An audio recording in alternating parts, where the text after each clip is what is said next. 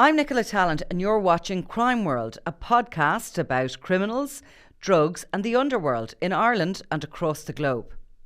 Make sure you subscribe to our channel and turn on notifications so you can be the first to watch all our latest episodes. You can also listen wherever you get your podcasts.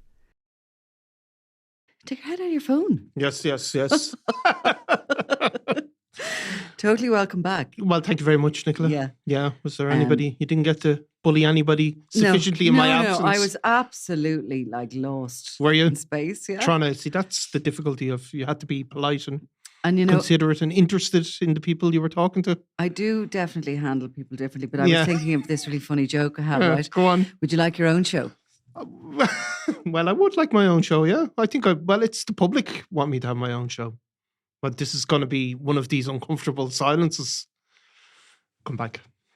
Now back. You see, can't again, have it. Nicola, I've been away. But for anyone just listening on audio, I just wheeled myself Which is the majority of your listeners, by the way. Yeah. I've just not seen your great joke there at all. That was brilliant. Because you're a minority of people who watch you on YouTube. But the vast majority... I'm going to ask Clodagh, did she like that? Did you like that, Clodagh? She says, yeah. Said, yeah, does she? She tells lies. Yeah, she does. She lies for a living, actually. She keeps you like happy. The rest of us. Anyway, a few things. So, what I wanted to ask you was, how are you getting on, presenting on your own? You're doing really well, because I was listening to a few of them. Thank you very much. Yeah. You're very good. But myself and Clodagh were discussing your intros. Yeah. And so I thought you have them down to a fine... You have the writing of them down to a fine tune. Yeah. But I think you read them as if somebody is pointing a double-barrel shotgun at your head. See, I'm and better. She thought you read them as if you're doing a kind of like a funeral, a dirge, St. Paul to the Corinthians. Yeah. Kind of the most boring voice in the world is the Father you're Ted. Normal when you talk, but when you're reading something out, it's just all... Yeah, I just feel that the spotlight it gets on top of me, So maybe I need to be bullied into life as well. You just need me knocking around, even if I wheel my chair over there. Yeah. But now the other thing I wanted to ask you was the latest selfie. What happened? Well, I got somebody asked me for a selfie in Dublin Airport, so that's it. I was just telling you. And he was at the show, actually. Another he. Yeah. And he was very nice. But my kids, of course, were there with me. No, they were just they displayed the same attitude towards me as you do, which is a mixture of shock and raw humor. Yeah. So they actually took the selfie. Oh, they while laughing. That's hilarious. That is very funny. I would have laughed with them. Yes, they were they could barely stand still. They were laughing so much. So that's, it's fame. It's tough, I'm appealing for privacy. Did you have any experiences on the airplane? Because I do have to tell you, I've been dying to tell you this for ages. Go on. But when I was flying a couple of months ago, I'm not being paid, by the way, just in case anybody thinks, by any airline company, but I do prefer... Not even through a little barter account or anything? Not through a barter account, no. Nobody sponsors me. I'm not just... If anybody would like to, they just have to pick up the phone. It's fine. I'm prepared to sell my soul. But anyway, I was on Aer Lingus, which I always like. Just as a passenger, sitting on the whole experience is just so much nicer than Aer Lingus. And I've always, from as a child, there's something about getting on an Aer Lingus flight, isn't there? They're always so friendly. Yeah. Anyway, I met this really nice air hostess called Jenny. Yeah. And I was working on something, and we got chatting, and she was just absolutely lovely. And just as I was getting off the flight, she knew I was working, so she'd made me a packed lunch. Aww. And she gave me my packed lunch going off. It was so sweet, actually. She was really, really nice. And I thought she embodied what Aer Lingus kind of is. You see, this is how showbiz and motoring journalists get treated throughout their whole careers. Why are we not motoring journalists? Yeah, I don't know. Because you can't drive. So mostly crime reporters get a mixture of threats and legal letters. Yeah, that's it. No, we should. Lunches. Yeah, we really made mistakes early on. We did. In the whole thing, didn't we? It's too late now, I think. Yeah. But at the same time, we're about to celebrate the whole 50th birthday of the Sunday World. We're having a show, we're having a party in the Sugar Club, and listeners can enter for tickets. Actually, we've only got a few to give away because it really is a big kind of a media event, the 50th birthday, and we're going to do a live show. Another live show, Another shameful exercise in public taking the piss out of each other. Yeah. Oh, don't worry, I've got a month to plan. I'm working really hard on it, basically, on what I'm going to say about you. And what else? What other business had we to do before we? No, I think that's it. Onwards? I think that's it. Do you always eat sushi in Japanese with a knife and fork? I do. I ask for cutlery. Cutlery, yeah. Yeah, I do ask for cutlery. Did you notice I had my chopsticks? I didn't. No, I noticed that I did notice you had them. I didn't notice them using them particularly impressively. But I was excellent at them, I can tell you, compared to the last time, because as I was watching a girl in the corner of the Japanese restaurant we were in eating so elegantly a ramen. Yeah. I was in town a couple of weeks ago and I ordered a ramen, and it came with that big, huge ladle thing to eat it with. Yeah. And I cannot explain the mess I made of the table and myself. Yeah, you see, I was covered, and it was kind of like a tomatoey based red thing. Lovely. It was all over my face. It was all over my white top. It was all over my white trousers. I had to get the vanish out when I got home. I ended up tucking, sort of like if I had have got one of the waitresses gone past, I would have asked them for a tea towel to tuck in. Right. And when I gave it back, there was nothing gone out of it. You see, I know my limitations, Nicola, and I'm not willing to even push towards them. I'm just going to exist there. You have your same. I'm going to get my knife and fork as I eat my ramen, Yeah. So, and do you ever write poetry? I haven't. I think I probably did last write poetry when I was 13 or 14. Did you? Did you actually do that? I possibly did, yeah. You do? Yeah, you're regretting saying that. No, I did. Yeah. It never saw the light of day. Sort of love poetry, or probably was actually. There once was a man. No, there once was a man from something type of love poetry. But no, I know my limitations. Okay. My limitations and poetry. And do you know much about poetry? I know a bit about poetry, I suppose. Do you appreciate it? I appreciate poetry, yeah. Good poetry. Yeah, I do too. Good Irish poetry, I like. I mean, arguably, there's nothing worse than bad poetry, I'd say. So, they say I'm the number one. Yes, I'm somebody's son, my mother's number one, but only son, her only son, just grew up numb on the streets full of guns, tons and runs like many young sons. Yeah. What do you think of that? I actually thought it was better than some of the poetry. Did you? Did some of the gangland poetry. What other gangland poetry is there? I mean, Ross Browning we're talking about, by the way, in case anybody hasn't realised that he has become a poet. The Kinahan's number one man in Ireland, as he was described in the High Court. Yeah. A guy with a really long history of associations with the Kinahan Mafia. A man who introduced, we can say, a number of hitmen to the Kinahan directorship at a time when people were being murdered on the streets of Dublin, and a guy who's recently had his property, his compound in Garristown, taken from him by the Criminal Assets Bureau because it was deemed the proceeds of crime. Yeah. I mean, I think the number one thing he's referring to, which is the fact that the guards during that High Court proceedings described him as the Kinahan Cartel's number one man in Ireland. And obviously that's something that's said in court then by the guards. It's not a casual comment under cross-examination. It's given in evidence, and that's there forevermore. So I thought it was good he was referencing that rather than... so he's referencing that, and he's saying he grew up numb. Yeah. The streets full of guns, tons and runs. What does that mean, tons and runs? Well, I suppose tons is tons of drugs. Oh, tons of drugs, obviously, but the runs bit, I thought that was possibly... drug runs or, things like that, or maybe it's just looking for a word that rhymes at the end. Possibly, yeah. No, I thought a dodgy tummy, no? No, I wouldn't have thought so. Well, possibly. I suppose, anyway, no, look, I mean, it's not, I'm not on the run, he says, I just like the sun. How you spun this number one was very well done. Do you think that's referencing the guards? I think that's referencing the guards. So he's not in the run, he just likes the sun, because accompanying this poetry is online videos. Like, Ross is a man of little talk. He writes his poetry and he accompanies his videos, which are basically were treated to his fitness ability. He, in one point, is kicking a tennis ball. Doing kind of keepy uppies and stuff like that. It's actually difficult to do. Ask you to do that. No. Well, you can ask me, but no, I couldn't do that. And that's quite impressive as a physical feat. And then he's pulling himself up on a roof. Now, it doesn't look like he's in Ireland, all right. So I'm not on the run. He says, I just like the sun. Now, you see this bit. Now, while I am having fun enjoying the sun, you all enjoy the money from how you spun this number one.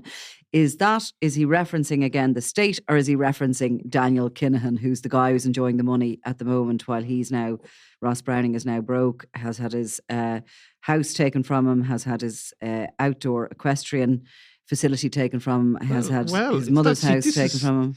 This is the wonder of poetry, isn't it? And because you can read whatever you want into it. And I actually, when I read that, I thought, is he talking about poor old Nicola Talent there? While you enjoyed, well, I'm not enjoying the money. Spinning his. Oh, and you're enjoying. But then the I'd be enjoying the mun. Yeah. So now while I'm having fun enjoying the sun, you all enjoy the mun from how you spun this number one. Exactly. I thought it was Daniel Kinahan he was talking about. Well, it could be. You'll see, this is it's equivalent to like Seamus Heaney or T.S. Eliot. One never knows exactly. I don't think Ross Browning's that bothered with me to write poetry, to be honest with you. I don't think I'm that important in anybody in their world. The guards, or is it about the media? Or the High Court. The High Court. Everybody from, maybe he's saying everybody else is making the money. Yeah. And poor Al Ross, is just left with his tennis ball, which he does keepy uppies. His rosary beads, as others say, because basically, look, Ross Browning. Okay, we're kind of having a bit of a joke with it, and look, I mean, there's videos of him with his fitness, and they're liked by many people, nearly all his relations actually, and very few else. I noticed that he had very few followers on social media. I followed him, and then I kind of felt a bit exposed because I was the only one that wasn't a member of his family. Yeah. Now, Ross Browning is originally from Hardwicke Street, which we have described in the past as being quite a stronghold of the Kinahan organised crime group. His own father was a member of the Community Against Drugs movement. An anti-drugs activist in the 1980s, I suppose it would have been. Yeah. A leading figure in that. But obviously Ross Browning in there, he's referencing growing up with his mother. And growing up around drugs and guns and things like that. And there's no doubt he did at a very young age. He was, obviously associating with people that we're still writing about, 25 years later, like Gary Hutch, like Barry Finnegan, and then other people that became serious figures in the Kinahan Cartel, and ultimately Daniel Kinahan himself. And Ross Browning was a member of the Corinthians Boxing Club, which of course is synonymous with the monk, Jerry the Monk Hutch, and with the Hutch. Yeah, and he was, a childhood friend. Family. And an absolute childhood friend of Gary Hutch. Ross Browning, probably that was his link in with the Kinahan Cartel, was probably through Gary Hutch originally. And like all of those guys, the Finnegans, I mean, they were all very, very close to the Hutch family, even though they remained Kinahan loyalists when the feud kicked off. I mean, they were in and out of those houses all the time growing up. And to think of the Corinthians Boxing Club, and a club of any sort can be, especially when you're growing up, can be just so formative. In your life. Some people are they're in youth clubs, some people play football, whatever it is a formative thing, and a lot of people go back to it as they grow older. But you can kind of get a sense of that being part of his upbringing and family. And what we do know is that in later years, and when things became dirty within the Kinahan organisation, of which a number of members, including Gary Hutch, was it was a very significant part of. They weren't a separate organisation at one point. They were one organisation. It was Browning that introduced, those hitmen, those killers that first went for Jerry Hutch on Lanzarote Island in the New Year after Gary Hutch had been murdered and before the Regency Hotel attack, and who then provided the introduction with certainly Cumberton, who was convicted of, Eamon Cumberton, Yeah, remember Eamon his first name. Cumberton obviously lived not far away from where Ross Browning grew up. He would have been a number of years younger, so he wouldn't have been part of that kind of tight-knit circle. But he seems to have become close to Ross Browning in particular while they were working out in Ross Browning's gym, and that, we believe, it was the introduction of him into that role as a gunman for the Kinahan Cartel. He was convicted of wearing a Freddy Krueger mask to kill Michael Barr in a packed pub. Absolutely. And he, so, I mean, Ross Browning, he's talking about being everybody's some other son. And, I think the poetry is a plea for understanding, is it? It's not a plea of I'm a totally innocent man who's never done anything, but it's a plea for I'm just some other son, and I'm not. I think that's what it is. But Ross Browning has a sort of complicated history, really. I mean, I think people that from that part of the inner city wouldn't have regarded. I mean, Ross Browning was being described at times as a gentleman and sort of a nice fella, pleasant sort of manner. Certainly seems to have in a business he was running in a gym in Phibsborough, he seems to have almost become a kind of a new age guru type, and that you've spoken about before. He seems to have interacted with vegan lifestyles, all of these things. So he seemed to have had that going on, and he was mixing with very middle class people as well that were very into that kind of new age lifestyle.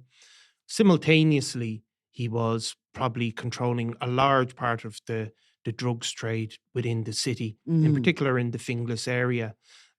Where he was kind of like in charge of that cell, Yeah. which was ultimately headed up by Trevor Byrne, and which featured the emerging flashy stroke Gucci gang as they were coming up, really violent young lads, and really violent young lads, blooded nearly from a kind of teenage years. 100%, and that was Ross Browning had a couple of key figures below him who were dealing with these guys, who were sourcing drugs and other stuff for them. But in another, simultaneously, Ross Browning, and although he's mentioned all the way through and spent a lot of time in Spain with the Kinahan Cartel, he was also kind of putting forward this other image, and he seems to have had a bit of a crisis. We were always told some of that crisis was driven by the death of a guy called Christopher Warren. Christopher Warren was he suffered from a long-term drug addiction.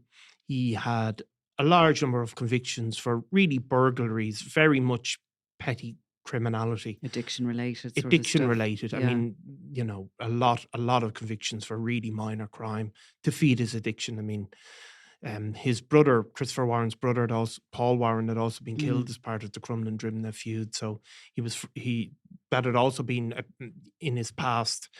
But in 2012, Christopher Warren was up in Phibsborough. He seems to have been involved in a row at some point a number of days earlier. He'd appeared for what people were described as he'd been told to appear by appointment for a punishment beating.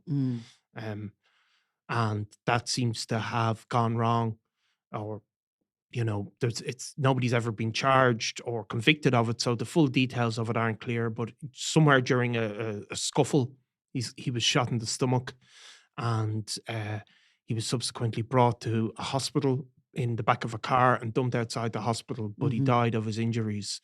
Now, that was in the Phibsborough area. We were always told that had a terrible impact on Ross Browning. That's not to say he was there, but that had sparked a kind of a crisis for him. The death of this guy, who was also some mother's son, just like many of the other people that were victims of the Kinahan Cartel, who were also some mother's son, as he describes it in his poetry. And then at that point, Ross Browning had kind of ultimately turned to this kind of, well, you know more about that kind of new... Yeah, it was this kind of lifestyle which involved dieting and I suppose embracing It's raw food, was it? Yeah, it was all about raw food and vegan and doing these particular exercises and your body's a bit of a temple, I suppose. And I mean, you do build up, like if you actually don't eat any, I'm going to say, processed food, is it? No, I'm going to say, like if you cut fat, no, if you take fat and cut protein from your diet, is that right? You build muscle. Well, is it not? You're going to definitely get a lot of emails saying you're getting this wrong, but is it not that you use protein to build muscle, though? And you cut fat out of your diet totally? Well, I'm just trying to think of that Tony Quinn diet, because they used to eat fat, but cut, then the muscle like, okay, stop, because I've never even been on a diet, so I'm really bad at this. It's the same way as I've never, But just starting from the point, you've got this all wrong. I've got this all wrong. But there was a diet. There was a diet, right? It was vegan. And he was coupling it with this special sort of exercises, which was building muscle. Yeah. So he was literally carrying no fat in his body, just muscle. Yeah. And I think to do that, without delving back into those murky sort of waters of food, but I think to do that, you literally have to be seriously strict on it. You can't deviate from those diets if you don't want to carry any fat, but just pure muscle. There was also a spiritual aspect. There's a spiritual aspect to some of these diets, and that's because apparently you get a little bit woozy, because you're not actually getting a full proper diet. Anyway, I'm not sort of dissing Ross Browning's diet, but I'm just saying this was all part of it, and this spiritual aspect was, to live for the moment and to peace and love and a lot of Zen and this kind of thing. Yeah. And he was having a crisis, and they do say that he tried to get away. Yeah. That he tried to withdraw from the cartel, and that Daniel Kinahan dragged him back in. Because, of course, he had made a lot of money, and we saw the property. And this is slightly where his disconnect is, where I see the disconnect coming, because, you can make a lot of money. We saw the property that the Criminal Assets Bureau took. Okay, Ross Browning's, people around Ross Browning may be all wearing Hugo Boss gear. Yeah. But there are people around Ross Browning where he grew up that aren't, and have been so heavily damaged by the drug dealing of what he was part of, and all those people that were killed. I was only talking this week to somebody whose, say, grandparent was a murder victim. And it's just so eye-opening. I love speaking to people of all sorts and of every different background and every different experience. But this was somebody, the murder of this person's grandparent, which happened before they were even born, has marked their entire existence on this earth.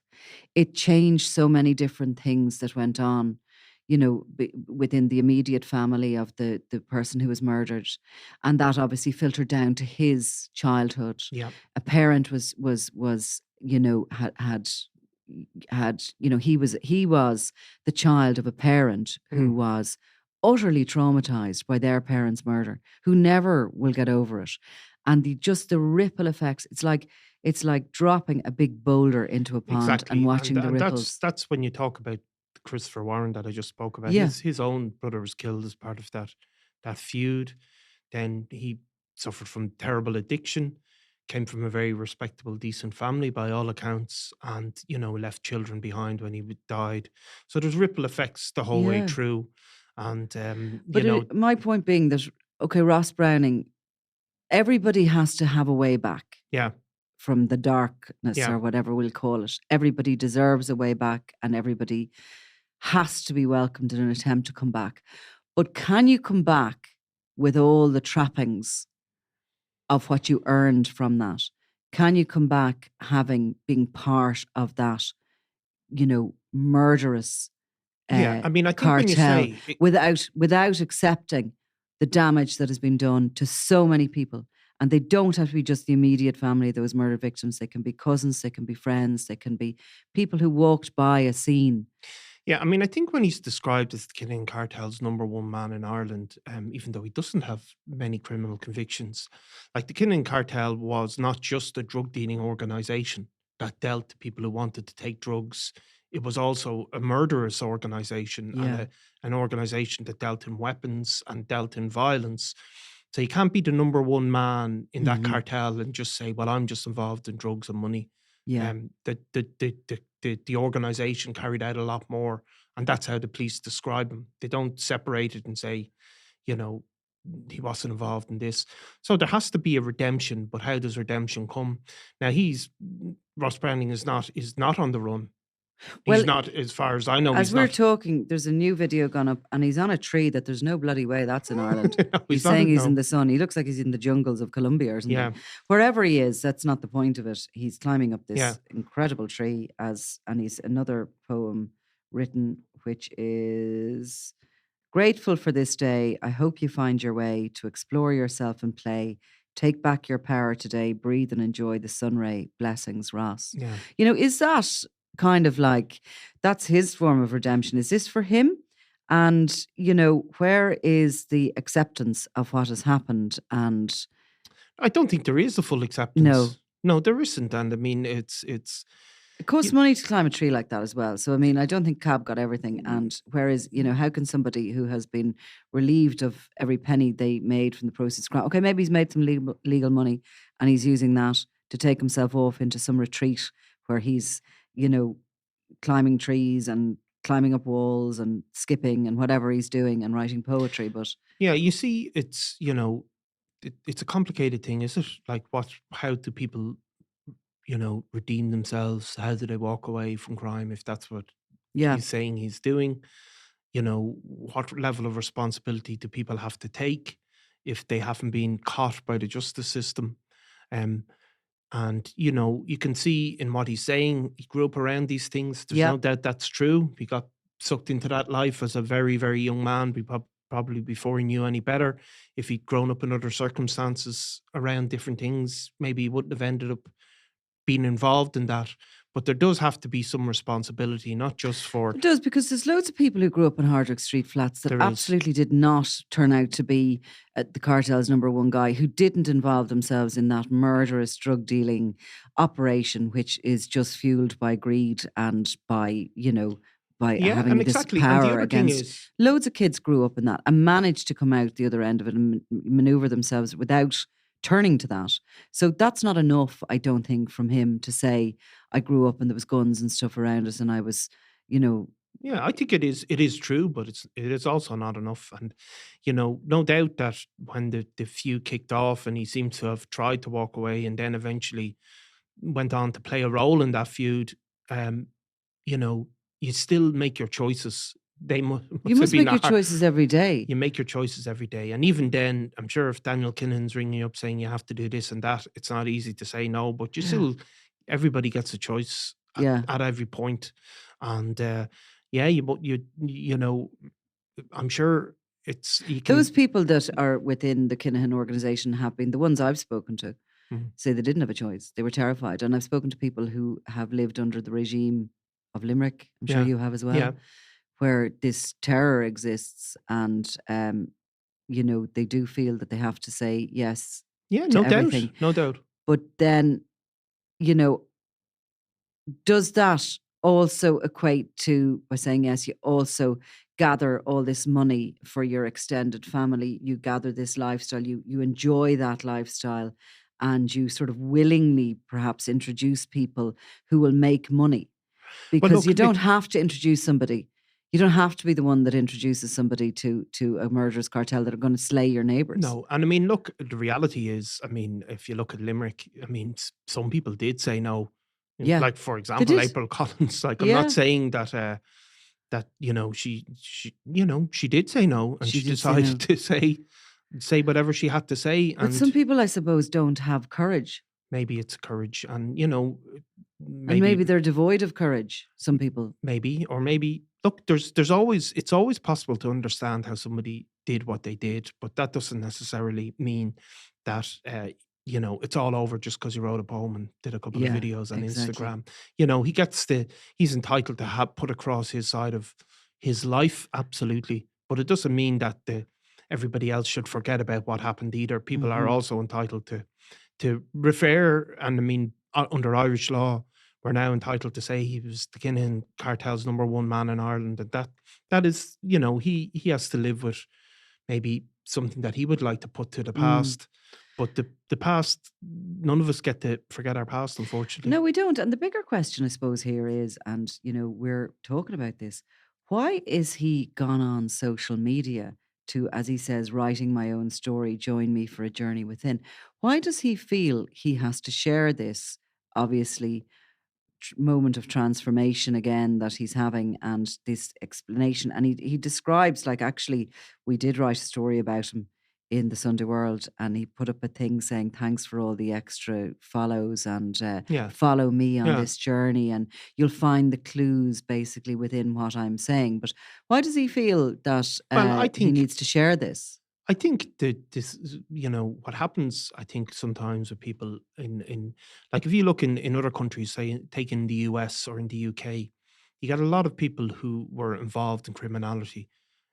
It kind of comes to an end in their 40s, really, their peak of criminality. Now, there's a few that go on, but a lot of them run out of steam at some point in their 40s. That's what they're left with, is their reputations and their past. And sometimes they have to live off that in a way. And they spend a lot part of their lives. You see them on TikTok explaining why they did what they did. They have a kind of a career of it. I don't know, but I think he's trying to recover some of his reputation. And the fact is that the Sunday World first wrote about Ross Browning, I think, in around 2014. And probably no other paper wrote about him for a good long time. Now he's all over the Irish Times, and it's all over the internet. And so he's taking his own, he's sort of doing that thing, that citizen journalist. He's going to own his own story and tell it like he wants to. Yeah.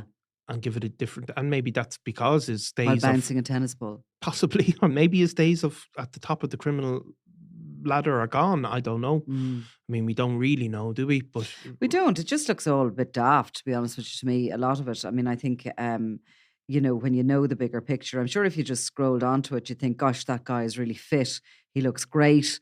Here he is. Look how long he can manage to, what do you call it? Kicking their keepy uppies and stuff. Well, it's not a keepy uppy, because it seems to be keepy downy or something. Yeah, it's he's I don't putting know what it's called. The sole of his foot onto the ball. Yeah, that's what I was a going to very ask you difficult to do. skill. No, it would be for me anyway. I'll practice and I come in here now. Well, I don't know. He's probably looking at the headlines and saying, these are unfair. I'm a more complicated person than that. My life has been more complicated than that. And that's undoubtedly true. Yeah. I mean, everybody's life is more complicated than can be said in 1,000 words in the Irish Times or in the Sunday World. But, it doesn't mean that the headline in the Irish Times or in the Sunday World of him being the cartel's #1 man in Ireland is untrue. It is true. Yeah. Do you know? I wonder, like, anybody who's kind of been to his gym or to his classes and all the rest of it, do they really believe that he is who he is and stuff? I'm sure, you meet these people, we meet these people all the time, and you think, God, they're really sound. Yeah. They didn't really do that, did they? No. Yeah. Well, look, I mean, people probably meet him all the time and think that. Yeah, I'm sure in his manner, by all accounts. But that's obviously not enough. I think he wants vindication. Who doesn't want vindication? Vindication, what? Vindication what? What vindication? Well, does he want? exactly. It's not. He's looking for a bit of vindication there, but not given the full. That's why he's writing poetry as opposed to. I wonder, would he like to talk to me? So listen, so glad you're back, and then I'll be disappearing, but I'll be in. Keep me bullied. It'd be a full, like, in total, it'll be a full month bar, this little blip. Yeah. That we haven't been doing our thing. Yeah. But anyway, look, I will be in if anything major happens. Yeah. Great. You managed to miss a few biggies. Well, it was good to get away, I have to say. Yeah, it was good. Good to have a bit of a break. Yeah, it is. Not to be listening to me. Not to be a business break from the workplace bullying for a while is always good. All right. Well, listen, I'll see you over the next few weeks. Thanks, Nicola.